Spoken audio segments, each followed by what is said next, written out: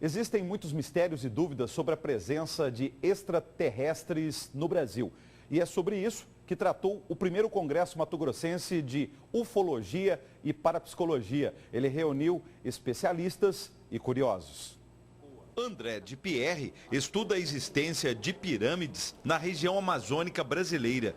A primeira notícia sobre elas foi publicada em 1976. O caso das pirâmides amazônicas ficou esquecido por 2 décadas. Agora, André de Pierre tem novas revelações. Os sítios arqueológicos do mundo estão alinhados, primeira coisa. O que pressupõe que existia uma civilização antiga que conhecia a Terra do Alto, para poder fazer esses alinhamentos pelo mundo. Outra coisa interessante é que a história que eu chamo de história prosaica ou banal, que é a história que é ensinada assim nas escolas, ela diz que os povos que estavam separados pelos oceanos não tinham contato. Só que, estranhamente, no mundo inteiro, em todos os continentes, são encontradas as pirâmides. E por que não no Brasil? Foi isso que eu fui pesquisar. Eu descobri um alinhamento perfeito entre 3 sítios arqueológicos do Brasil que apontavam para esse local da Amazônia. Foi aí que eu descobri essa história do Tatucanara, dos templos, foi aí que eu fui pesquisar. O Gigante Adormecido é o cume do alinhamento, que fica na região de Bofete, Botucatu, no interior de São Paulo, a Pedra da Gávea, no Rio de Janeiro, e o Morro da Galheta, em Florianópolis. Em 1996, Kátia Xavier e 2 irmãs viram um extraterrestre em Minas Gerais. O caso ficou conhecido como o ET de Varginha. Estávamos passando nesse local, eram entre 3h30 e 4 horas da tarde, e avistamos uma coisa muito estranha, que na hora a gente não sabia o que era, então a gente não ficou em dúvida. Cada um tinha uma imagem na hora, né, que nós avistamos isso. Ficamos com muito medo, corremos, fomos embora para casa. Não chamamos ninguém, a gente nem tinha como pensar em chamar ninguém, né, nessa hora. 20 anos depois, o ufólogo Marco Antônio Petit garante: o ET visto por Kátia foi apenas um dos vários extraterrestres que caíram do espaço entre as cidades mineiras de Varginha e Três Corações.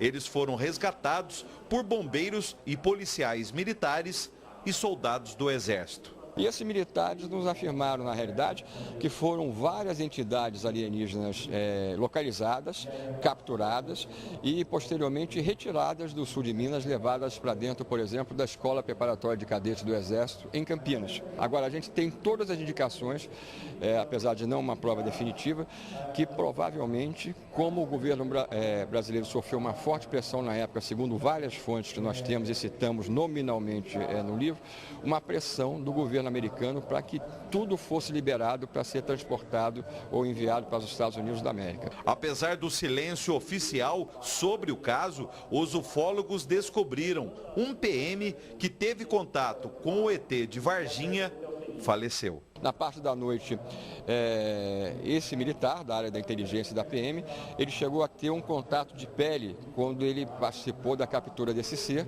que passou por 2 hospitais da cidade e veio a falecer, na verdade, no 2º hospital. O médico que tentou salvar a vida desse rapaz que participou dessa captura, que depois adoeceu de maneira inesperada e faleceu na manhã do dia 15 de fevereiro daquele mesmo ano, disse que ele faleceu simplesmente por motivos totalmente inexplicáveis para ele, apesar de toda a experiência médica dele, de cátedra médica durante décadas no sul de Minas, a partir do momento que todo o sistema imunológico dele deixou de existir.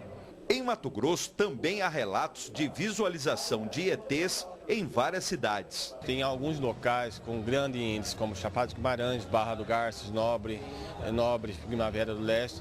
Então há um grande registro de acontecimentos nessa região, não só no âmbito ufológico, como também parapsicológicos. Relatos citados durante os 3 dias de realização do primeiro Congresso Mato-Grossense de Ufologia e Parapsicologia. E sendo que Mato Grosso tem um grande índice de relatos misteriosos, enigmáticos, em especial a ufologia, em que os primeiros registros ufológicos datados de 1846 em diante, com a Leverger, o famoso Barão de Melgaço, retratando o assunto dos objetos voadores não identificados, rico em acontecimentos, porque Mato Grosso não poderia envolver um assunto temático para atrair pessoas até no âmbito turístico. A temática ela é curiosa, ela chama a atenção de muitas das pessoas. O congresso realizado em Mato Grosso contribui para uma campanha da Comissão Brasileira de Ufologia. UFOS, Liberdade de Informação Já. Ela atua principalmente junto ao Ministério da Defesa do Governo Federal para evitar o acobertamento de casos de extraterrestres no Brasil. Só que progressivamente nós tivemos acesso até a militares do Corpo de Bombeiros local, militares da Polícia Militar de Minas Gerais e principalmente militares da Escola de Sargento das Armas de Três Corações, ou seja, do Exército Brasileiro, que descumprindo ordens superiores de sigilo em relação à história da queda de uma nave alienígena e a recuperação ou captura de vários dos seus tripulantes, resolveram começar a nos procurar para revelar tudo aquilo que essas forças militares insistiam em negar. O primeiro Congresso Mato-Grossense de Ufologia e Parapsicologia teve acesso livre do público, mas os participantes doaram alimentos para entidades sociais. O evento contou com o apoio do governo de Mato Grosso. E o governo do estado ele vai estar aí fortemente atuando para a captação de novos eventos e a criação de novos eventos para movimentar a economia turística do estado.